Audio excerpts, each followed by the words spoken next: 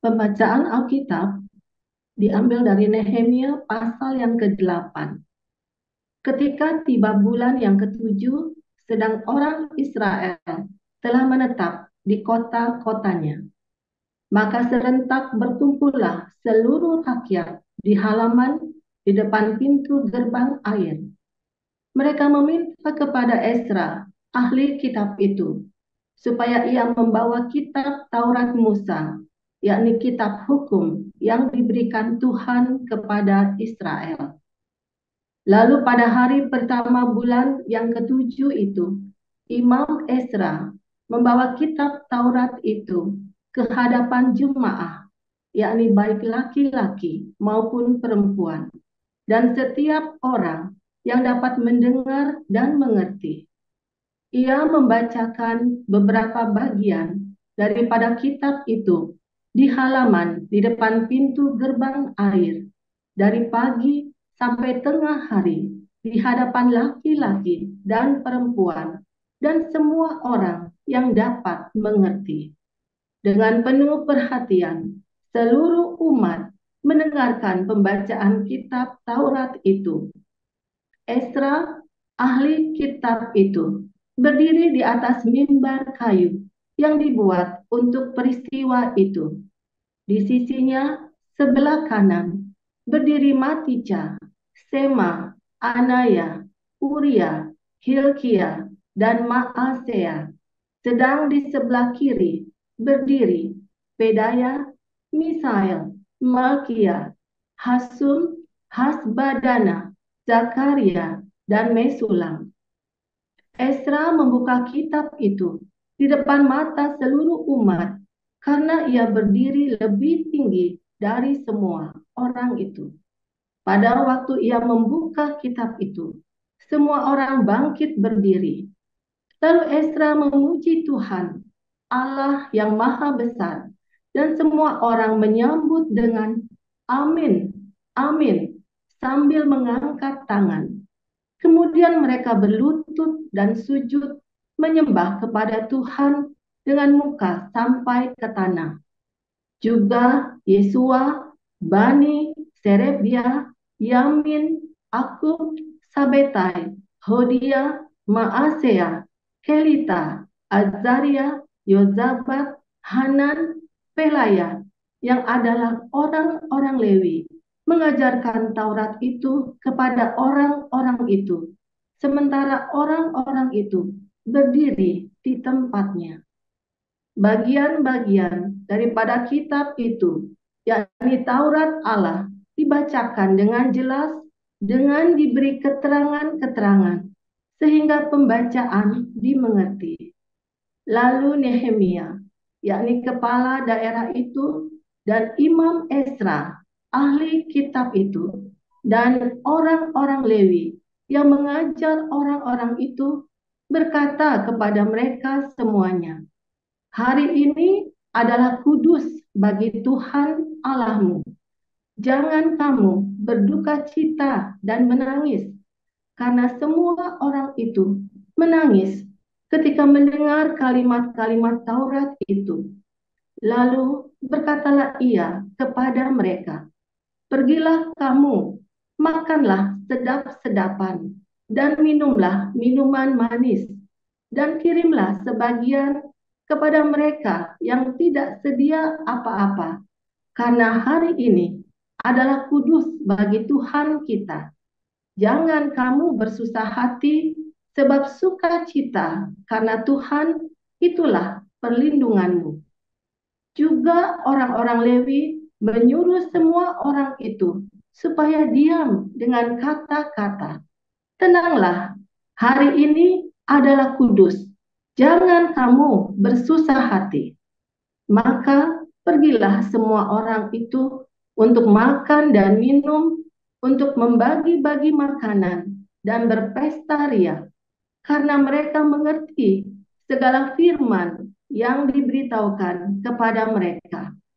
Pada hari yang kedua, kepala-kepala kaum keluarga, seluruh bangsa, juga para imam dan orang-orang Lewi berkumpul pada Ezra, ahli hukum Taurat itu untuk menelaah kalimat-kalimat Taurat itu.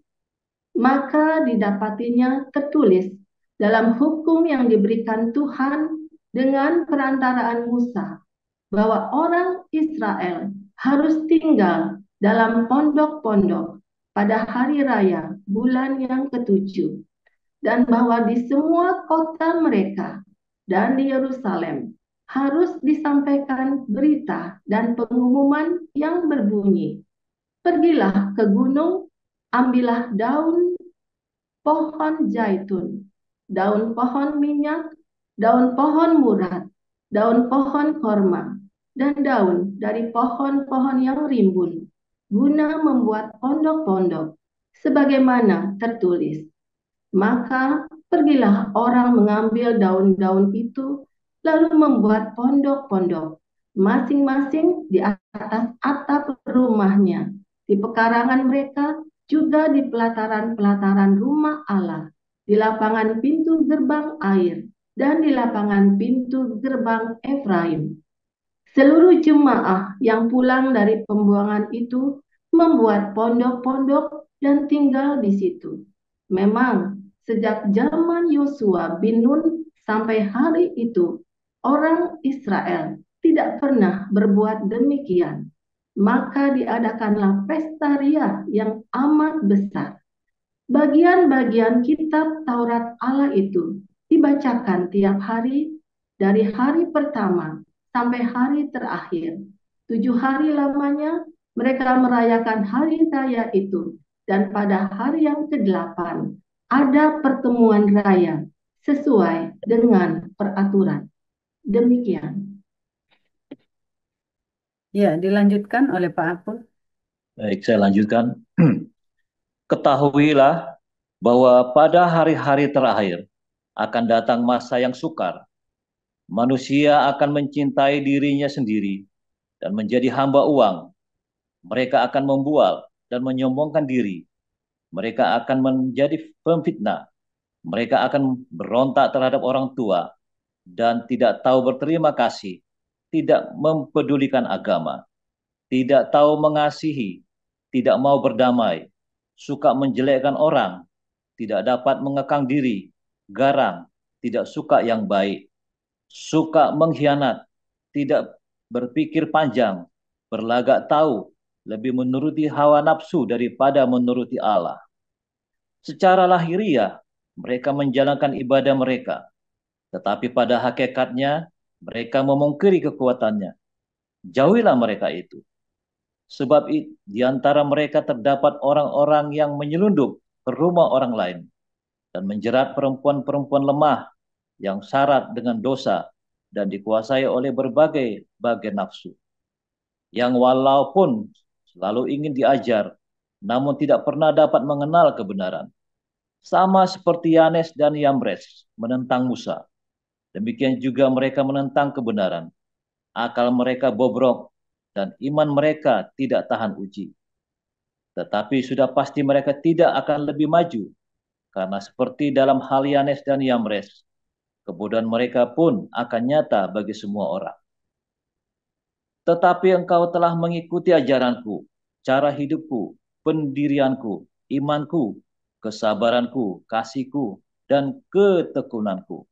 Engkau telah ikut menderita penganiayaan dan sengsara seperti yang telah kuderita di Antioquia dan di Iconium dan di Listra. Semua penganiayaan itu kuderita dan Tuhan telah melepaskan aku daripadanya.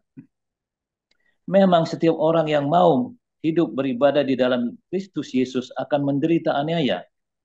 Sedangkan orang jahat dan penipu akan bertambah jahat. Mereka menyesatkan dan disesatkan. Tetapi hendaklah engkau tetap berpegang pada kebenaran yang telah engkau terima dan engkau yakini, dengan selalu mengingat orang yang telah mengajarkannya kepadamu. Ingatlah juga bahwa dari kecil engkau sudah mengenal kitab suci yang dapat memberi hikmat kepadamu dan menuntun engkau kepada keselamatan oleh iman kepada Kristus Yesus.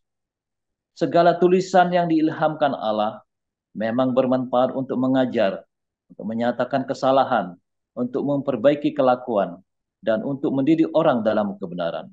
Dengan demikian, tiap-tiap manusia punya kepunyaan Allah, diperlengkapi untuk setiap perbuatan baik.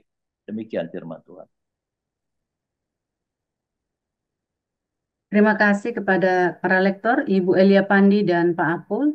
Sebentar kita akan mendengarkan renungan Embun Pagi dengan judul Israel versus Islam oleh Gembala kita Dr. Joseph Paulja. Kepada Pak Paul, dipersilakan.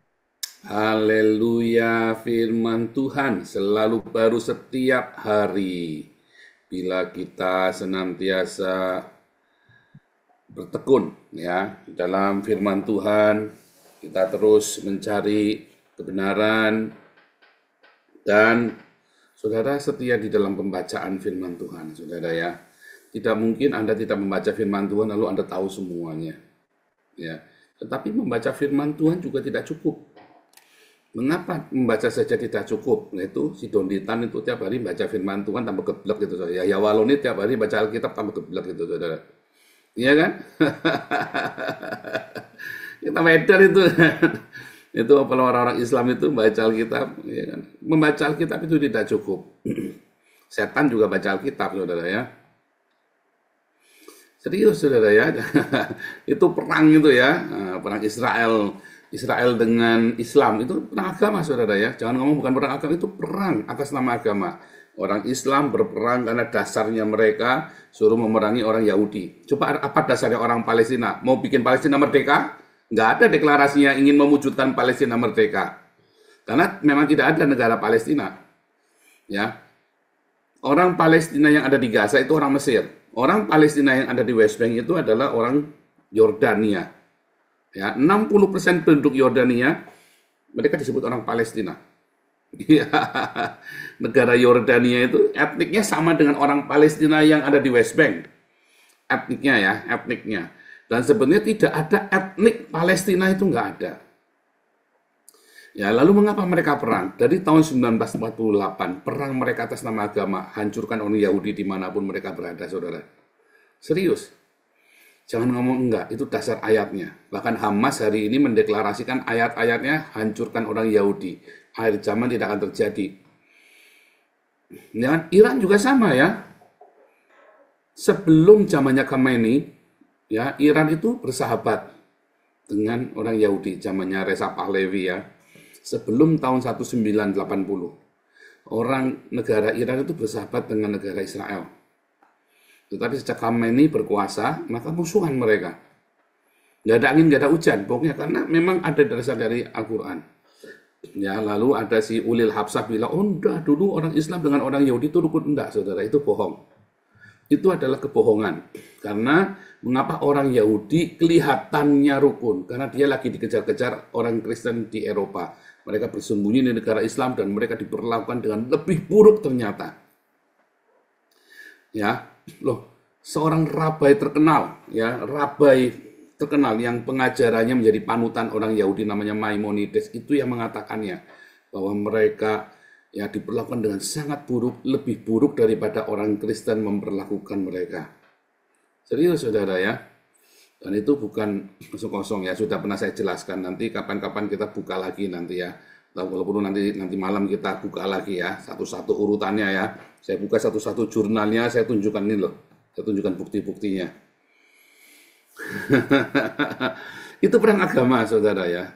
Makanya mereka mati-matian.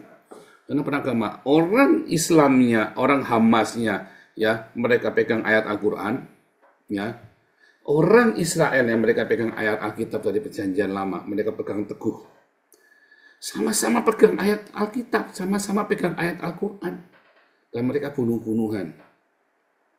Lalu kalau kalian bilang Allahnya satu, turunin dua kitab, Al-Quran sama Torah yang berbeda, lalu mereka bunuh-bunuhan. Allahnya geblek, saudara, Tuhan edan, saudara.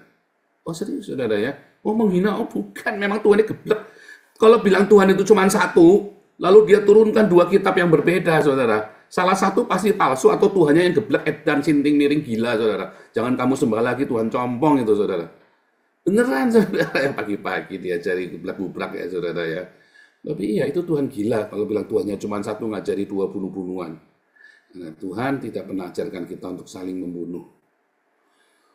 Ya, makanya orang Israel, nama tentaranya adalah IDF, Israel Defense Force. Ya, beda dengan Hamas, violence. Ya, memang mereka ingin menghancurkan Israel. Ya, tetapi kalau Israel namanya Israel Defense karena mereka bertahan.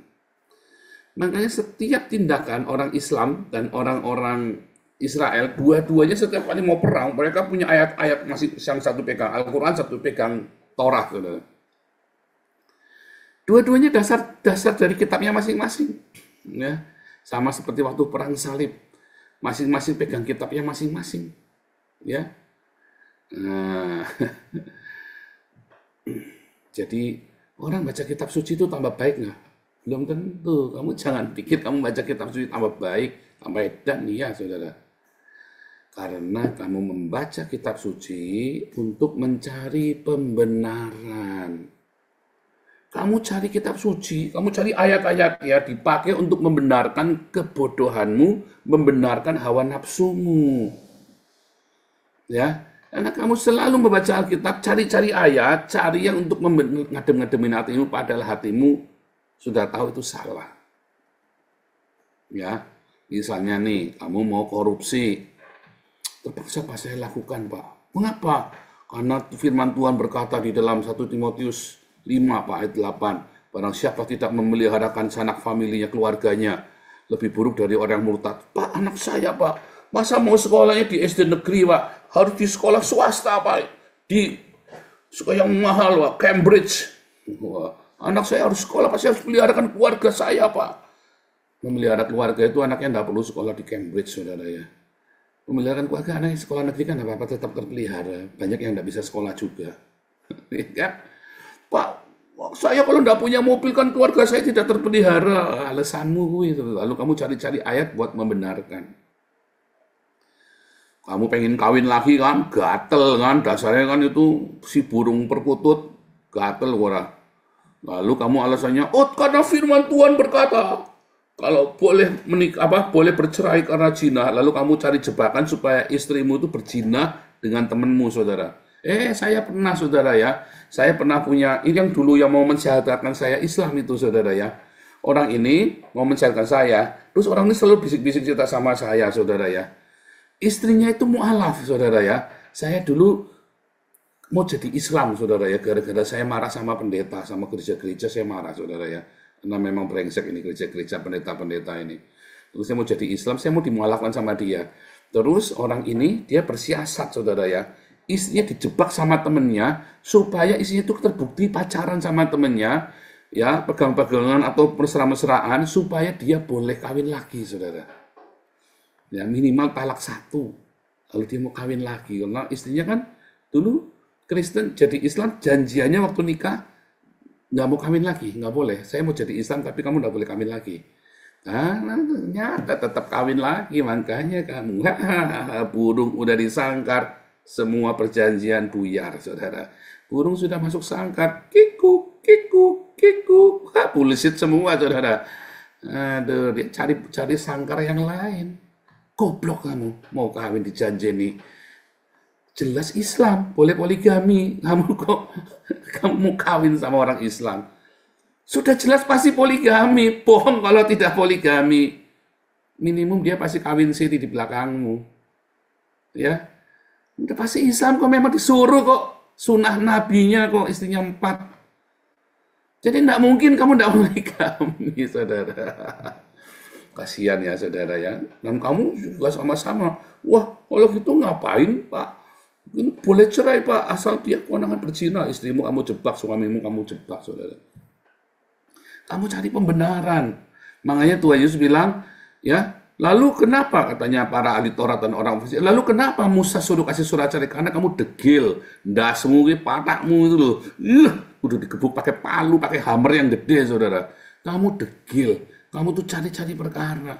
Pada awalnya tetap tidak boleh bercerai dengan alasan apapun juga. Bahkan termasuk karena perzinahan.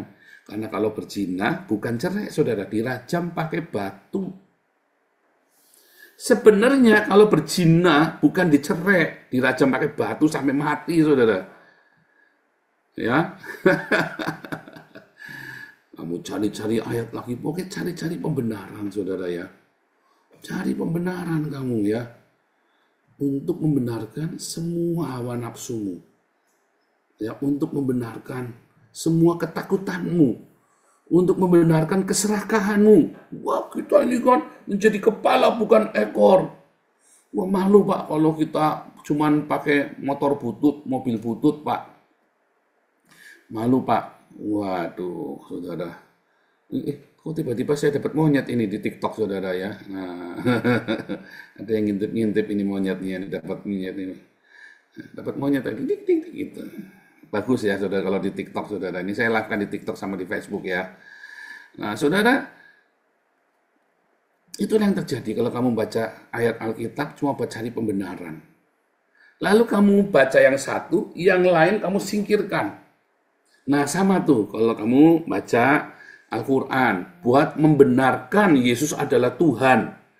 Ya, tuh Sirotol Mustaqim, tunjukkanlah kepadaku Sirotol Mustaqim. Waduh, saudara ya. Wah. Itu kan Sirotol Mustaqim, jalan yang lurus. Yesus berkata, akulah jalan yang lurus. Nah itu, saudara. Kamu mau membenarkan Yesus dengan ayat-ayat Al-Quran. Nah, itu sama saja tuh. Kamu cari ayat Alkitab buat membenarkan dirimu sendiri, sama kamu cari ayat Al-Quran buat membenarkan Yesus. Sementara di Al-Quran ada tertulis dengan jelas, telah kafirlah orang yang berkata bahwa Yesus adalah Allah. Lalu kamu mau membenarkan bahwa Yesus adalah Allah dengan semua Isa rohul lawar, kalimatuhu dan segala macam tuhu tuyul tulus segala sama segala itu kamu cari, kamu ayat yang korek-korek, saudara. Makanya saya tidak pernah setuju murtadin kasih kesaksian ngutip-ngutip ayat Al-Quran buat membenarkan Yesus. Nggak tobat-tobat ini orang-orang ya. Kamu mau membenarkan Yesus Kristus yang adalah Tuhan Allah yang agung dengan majalah kuncung. Otakmu itu tidak dipikir, saudara. Jangan pernah kamu membenarkan Yesus ya dengan majalah kuncung seperti Al-Quran. Serius, saudara ya. Kamu jangan pernah mencari-cari pembenaran. Karena kamu kan kehabisan ayat kan. Karena kamu sebenarnya nggak punya iman. Makanya murtadin-murtadin seperti itu tuh salah, saudara. Jangan dibiarkan bersaksi terlalu dini. Ajari dulu firman Tuhan yang benar. Ya, ajari dulu firman Tuhan yang benar. Setelah lama bertahun-tahun dia baru. Saya pernah baptis orang tahun 2015. Ya, 2015 saya baptis dia. 2020 saya baru orbitkan dia pelan-pelan, saudara. Saya mulutkan, dia udah S2, dia belajar S3, baru tuh saya mulai itu. S3 teologi ya, S2 teologi dari alma mater saya. Jadi setelah saya muridkan, saya pergi ke Belanda, lalu dia masuk ke kampus yang saya sekolah teologi. Sampai dia ambil doktoran di itu ya, ambil doktor teologi juga. Baru tuh dia boleh ngajar. Saya masih nggak sembarangan pamerin orang, saudara ya. Harus sudah matang. Ya nggak bisa langsung diangkat ya. Kayak dulu namanya Rasi, nggak taunya pengkhianat ya, saudara, Yudas ya. Kamu tak bilangin dari awal saya sudah bilang hati-hati. Wah, digadang-gadang ya dengan bangganya sama orang-orang TikTokan itu ya. Ini otaknya pada nggak dipakai, Tuhan Yesus sudah hati-hati, udah wanti-wanti, Alkitab sudah wanti-wanti. Orang baru jangan kamu biarkan mengajar, ya, jangan, ya. Orang baru itu, orang yang baru itu kamu jangan biarkan mengajar. Hati-hati, saudara. Dulu ahli Makrus ya, baru bertobat 6 bulan jadi pendeta pembantu, saudara. Serius, saya lihat kartu pendetanya baru bertobat 6 bulan, ya, di Betani Nginden Surabaya tuh. Langsung jadi pendeta pembantu. Saya lihat sendiri. 6 bulan kemudian jadi pendeta pembantu. Saya sampai kaget. Pak, siapa Pak yang ini, Pak? Saya sampai kaget, saudara ya. Baru bertobat 6 bulan. Makanya akhirnya imannya rapuh, saudara. Ya, ketika dikejar, aniaya, alim harus ketakutan. Ya. Harus butuh waktu. Karena apa? Membaca firman Tuhan itu bagus. Tetapi kamu harus tahu, harus diajar. Ya, harus ada yang mengajar. Oh, yang mengajar aku kudus sendiri, it's bullshit, saudara. Tidak ada. Sistem pemuridan di dalam Alkitab selalu ada yang memuridkan. Ya, Rasul Paulus bagaimana? Rasul Paulus punya guru, saudara. Ya, kita kan membaca Torah yang sama dengan orang Yahudi. Rasul Paulus punya guru, ya, punya guru dia Gamaliel, ya, rabbah yang sangat terkenal dan tidak menentang Yesus. Gamaliel itu tidak menentang Yesus, ya, saudara, ya. Tidak semua orang Farisi itu menentang Yesus, loh. Jangan salah kamu. Yang menentang Yesus itu hanya orang Saduki. Yang pasti golongan Saduki itu menentang Yesus. Apa yang mau saya katakan, saudara? Ketika kita membaca Alkitab, ketika kita menjadi seorang Kristen membaca Alkitab, satu, jangan pernah gunakan Al-Quran buat referensi Alkitabmu, saudara. Ya, diingat-ingat, saudara. Kamu sangat ceroboh. Kamu sangat naif. Ya, jangan pernah kutip-kutip Al-Quran buat membenarkan Alkitab. Itu sama saja orang Islam ngutip-ngutip Alkitab buat membenarkan Muhammad. Lalu ada satu ayat bahwa hanya Yesuslah jalan keselamatan. Lalu kamu bilang Yesus mengatakan Muhammad menggantikan dia. Padahal Yesus berkata, akulah satu-satunya jalan keselamatan. Nah, tapi dia singkirkan ayat yang lain. Oh, palsu itu ayat yang lain itu. Keselamatan datang dari bangsa Yahudi, bukan dari orang Arab. Oh, itu palsu itu ayatnya. Kamu etan geblek, saudara. Kamu sakit jiwa. Yang satu dikutip, yang lain dibilang palsu. Lalu yang kamu tahu palsu yang mana, yang asli yang mana? Ngarang. Karena kamu baca Alkitab buat mencari pembenaran. Ya.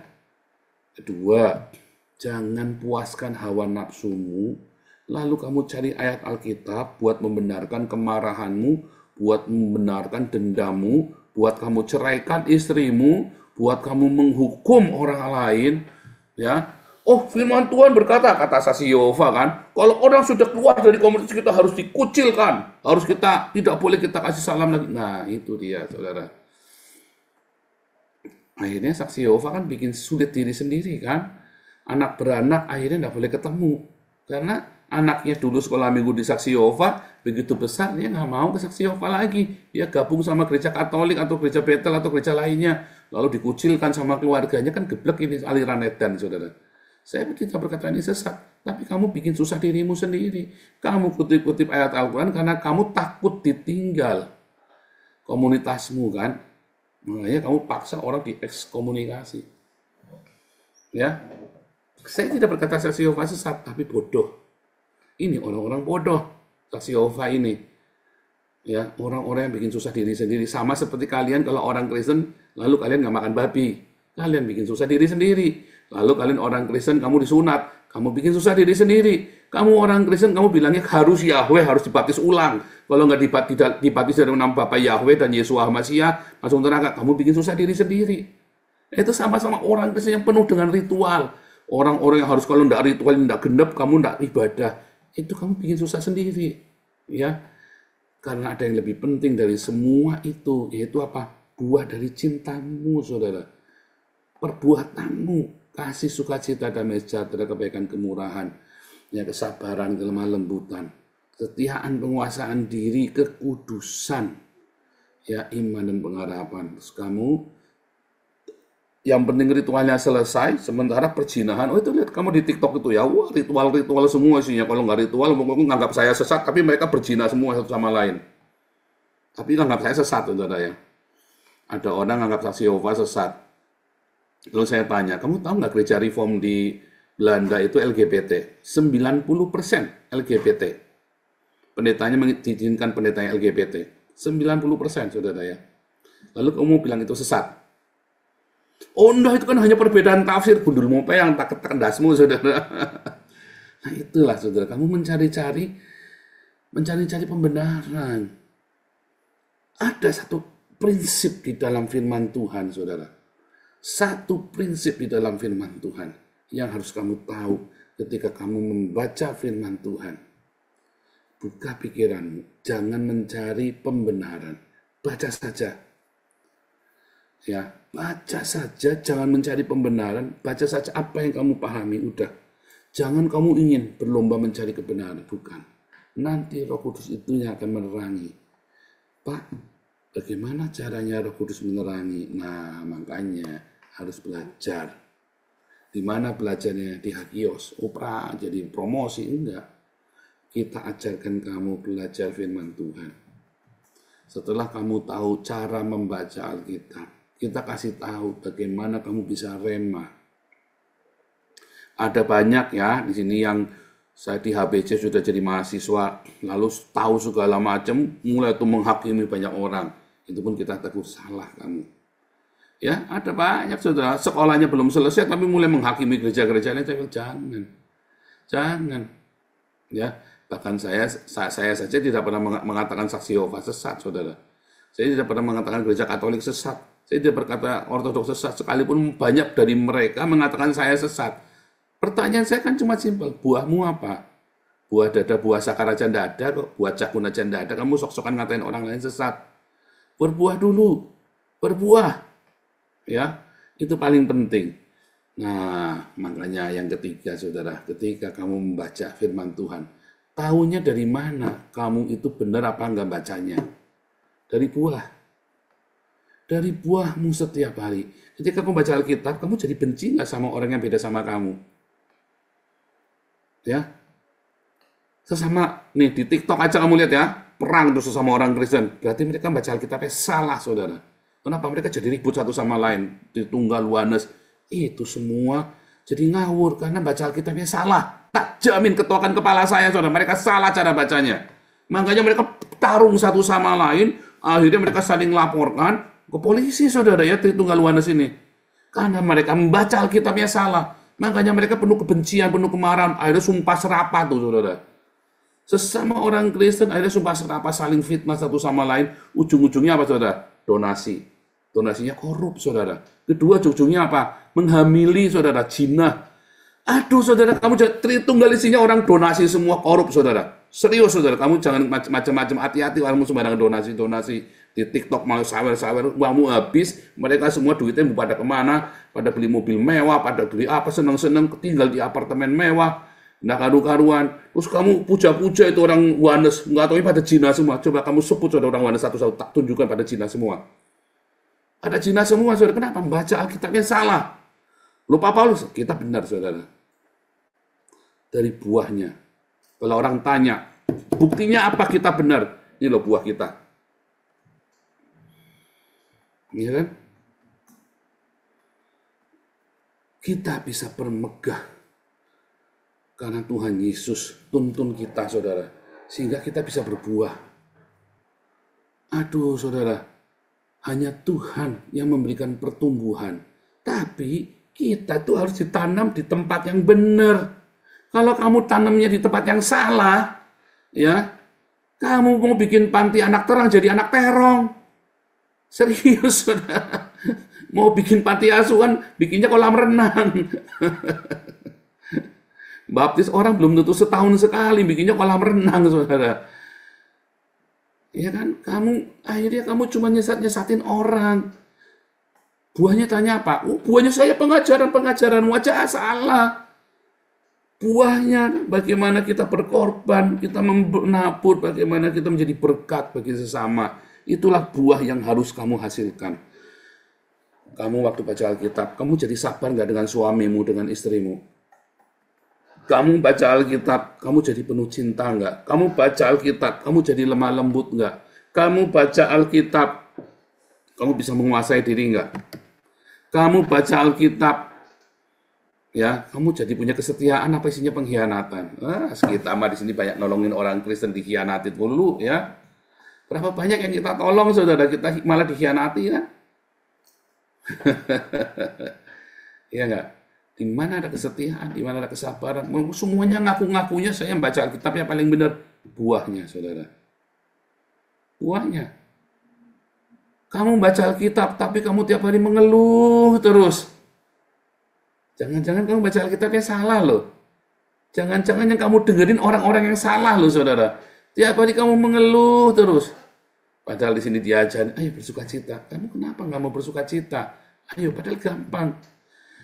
Ya, kamu baca Alkitab, tetapi kamu tiap hari ya tidak ada damai sejahtera.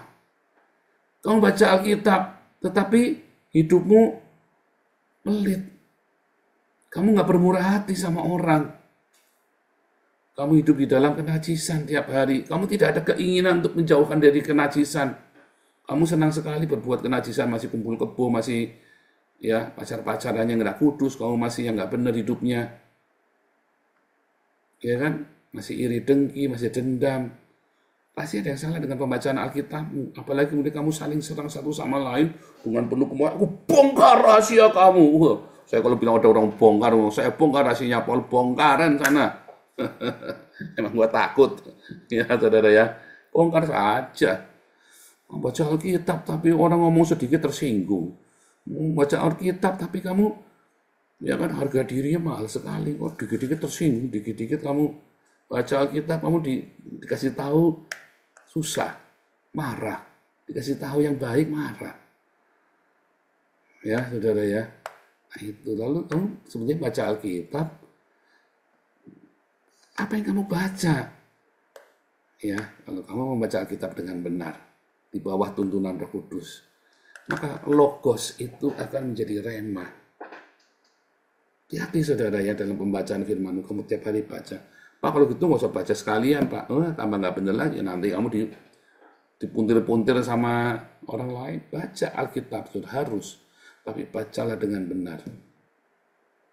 Bacalah dengan hati yang tulus. Balik lagi, yang namanya cerdik seperti ular itu, kamu harus tahu firman Tuhan. Seperti iblis pun tahu firman Tuhan saudara.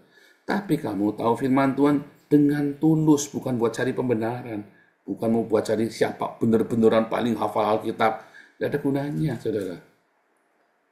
Ya, kalau si bom-bom suka pamer. Wih, saya baca Alkitab, tutup mata. Ayo, kita hafal Alkitab. Ya, terus buat apa kamu tutup mata baca Alkitab? Buat apa kamu baca sok-sokan hafal ayat Alkitab, saudara? Buahnya apa? Terus kalau kamu hafal, tuh buahnya apa? Hasilnya apa? Kalau kamu ngapalin ratusan, itu hasilnya apa? Bukan saya nggak hafal, saya hafal, saudara. Ya, kita dulu dimasak yang terakhir, sekte kita dulu ya, persekutuan doa itu kita udah kayak sekte, saudara. Setiap hari kita harus hafalin 10 ayat, saudara. Kalau leader, kalau orang awam, jemaat awam 1 ayat. Kalau dia pengurus 5 ayat. Saya wajib 10 ayat sehari, saudara. Ya, saudara ya. Anak saya hafal tuh Amsal 1, Amsal 31, saudara. Hafal, saudara. Anak saya si Waisel itu ya. Cuman terus buat apa? Yang penting kamu lakukan. Baca, lakukan. Baca, lakukan. Kamu akan ingat, saudara. Baca, lakukan, pasti kamu ingat. Ya.